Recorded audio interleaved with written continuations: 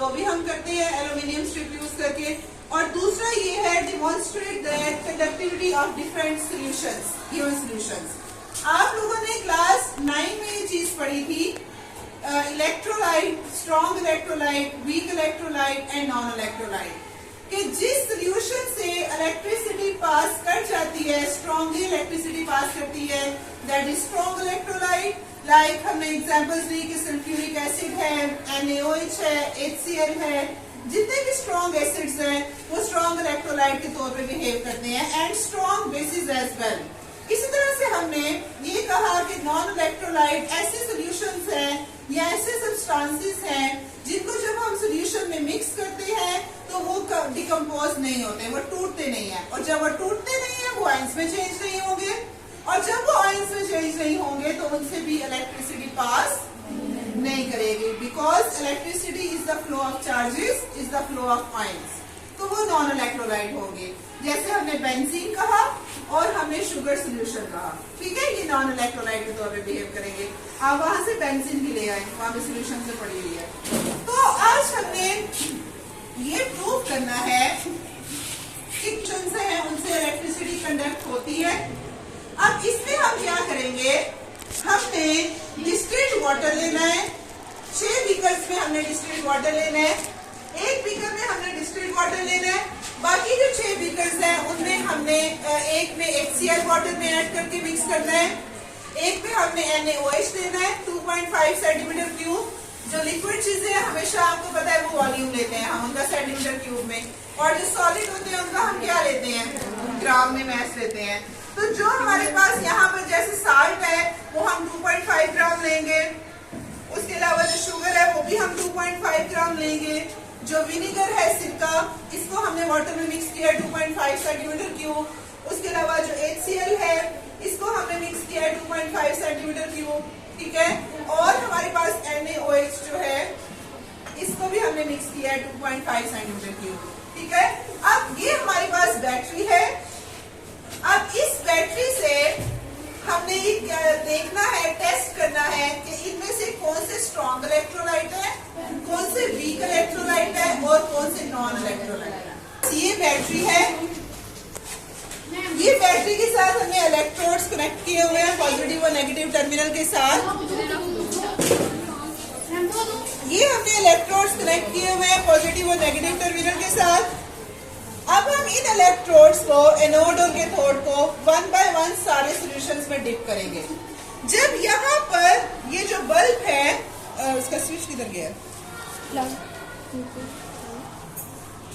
जब ये बल्ब, यहाँ पर जो लैंप है, जब ये स्ट्रॉन्गली जलेगा, लाइटन अप होगा, तो फिर हम कहेंगे वो स्ट्रॉन्ग इलेक्ट्रोलाइट है। अगर इसकी लाइट डिम होगी तो हम कहेंगे वो वीक इलेक्ट्रोलाइट है, और अगर ये बल्ब लाइटन अप नहीं होगा तो इट मींस दैट वो सॉल्यूशन नॉन इलेक्ट्रोलाइट है।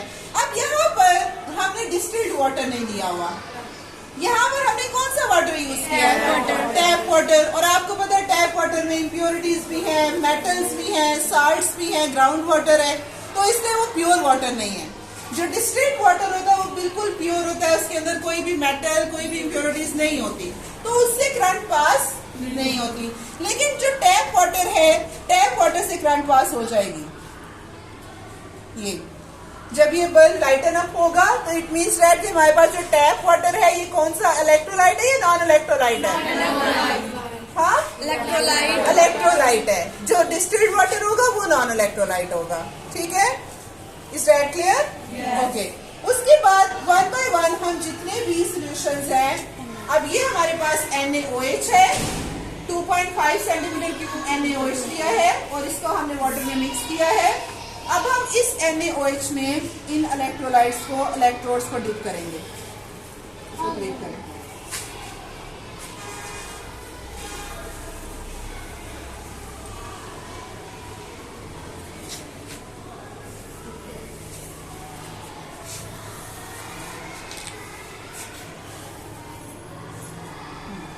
जब अब देखें यहाँ पे ये जो बल्ब है ये लाइटन ऑफ हुआ है और इसकी स्ट्रॉन्ग लाइट है, ब्लू लाइट, और हमने ये पढ़ा था कि NaOH is a strong electrolyte.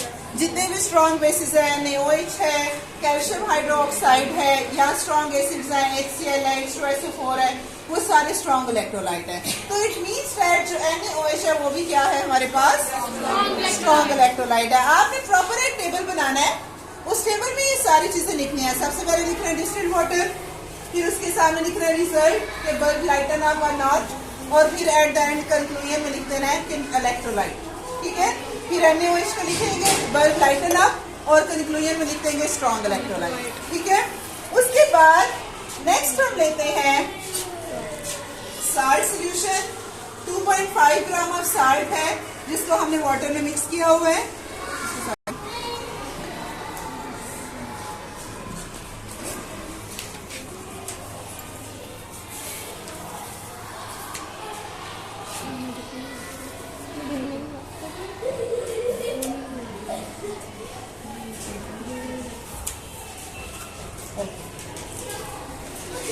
Salt जो है ये भी वाटर में डिसॉल्व हो गया है।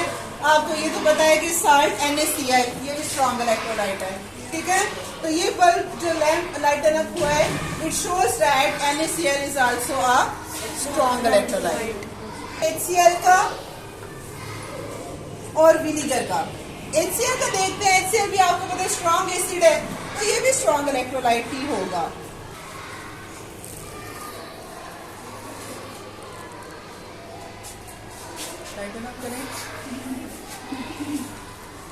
ठीक है, HCl का बल्ब भी लाइटन अप हुआ, it means that HCl is also a strong electrolyte.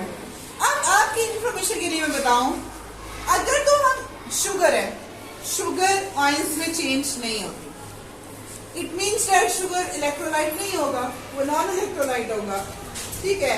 लेकिन हमने यहाँ पर शुगर को डिस्टिल्ड वाटर के अंदर मिक्स नहीं किया, हमने किसके अंदर मिक्स किया, टैप वाटर के अंदर। तो जब हम शुगर के अंदर इसको डालेंगे ना, इलेक्ट्रोड्स को डिप करेंगे, तो तब ये बल्ब लाइटन अप हो जाएगा। रीजन क्या है, ये शुगर की वजह से लाइटन अप हो रहा है या टैप वाटर की वजह से?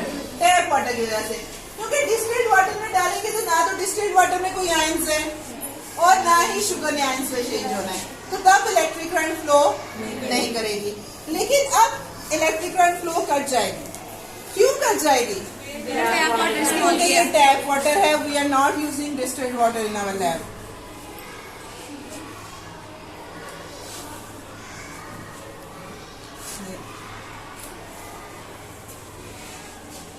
क्लियर?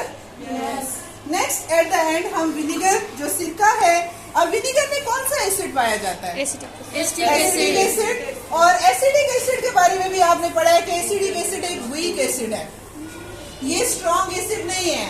ये जब डिकम्पोज होता है एसिडिक एसिड, तो ये कंप्लीटली हाइड्रोजन आयंस वाटर के अंदर डिकम्पोज नहीं करता, ठीक है। ये हाइड्रोजन आयंस प्रॉपर वाटर में नहीं देता, इट मीन्स ये वीक एसिड है।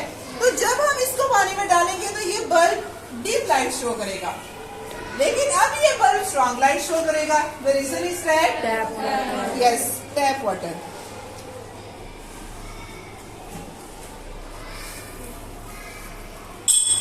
और ये जो प्रैक्टिकल है, ये आपको लास्ट ईयर का जो लैब का पेपर है, आपका प्रैक्टिकल पेपर केमिस्ट्री का, उसमें ये वाला प्रैक्टिकल आपको आया था। सो दिस इज इम्पोर्टेंट, ठीक है। तो ये आपने करना है। ये एसिडिक एसिड में हमने डिप किया है। अच्छा, अगर हम प्योर एसिडिक एसिड में इसको डिप करके देखते हैं एक बार, क्या ये बल्ब लाइटन अप होगा? आप एक बीकर में प्योर एसिडिक एसिड ले रहे हैं,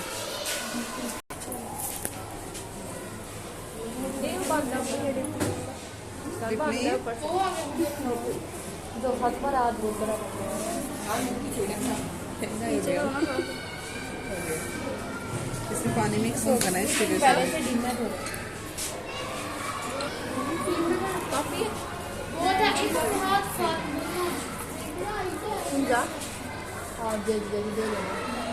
ये जैसे प्रॉपर पहले ब्राइट था वैसे नहीं है, ठीक है। ये ग्लो कर रहा है, ग्लो करता है और फिर रुक जाता है। इट मीन्स कि एसिडिक एसिड एक नॉन इलेक्ट्रोलाइट भी नहीं है, स्ट्रॉन्ग भी नहीं है। कौन सा इलेक्ट्रोलाइट है? इलेक्ट्रोलाइट है, ठीक है, क्योंकि ये डिम लाइट शो कर रहा है। उसके बाद हम बेंजीन भी हमारे पास लैब में अवेलेबल है, और हमने ये पढ़ा था कि जो बेंजीन है वो नॉन इलेक्ट्रोलाइट होता है। तो वो हम देखते हैं कि नॉन इलेक्ट्रोलाइट है या नहीं है। अच्छा, अब प्योर बेंजीन नॉन इलेक्ट्रोलाइट होता है। हमारे पास जो लैब ग्रेड जितने भी केमिकल्स होते हैं जो इस लेवल पे अवेलेबल होते हैं, वो उन्होंने प्रॉपर कॉन्सेंट्रेटेड फॉर्म में नहीं दिए होते, वो उन्होंने डाइल्यूट फॉर्म में दिए होते हैं। ठीक है, क्योंकि स्टूडेंट्स से यूज करने होते हैं तो इतने ज्यादा हार्मफुल ना हो।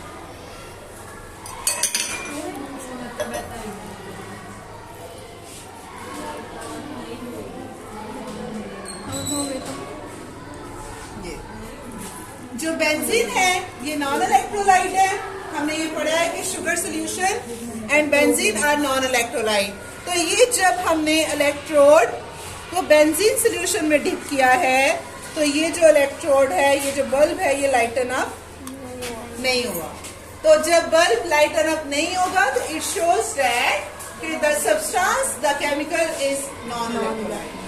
तो जब आप लिखें, जब आप टेबल बनाएं तो आपने जस्ट बेंजीन लिखना है, उसके सामने लिखना है the bulb don't lighten up, ठीक है, और फिर रिजल्ट में लिख देना है कि it is a non electrolyte. Is that clear? Yes.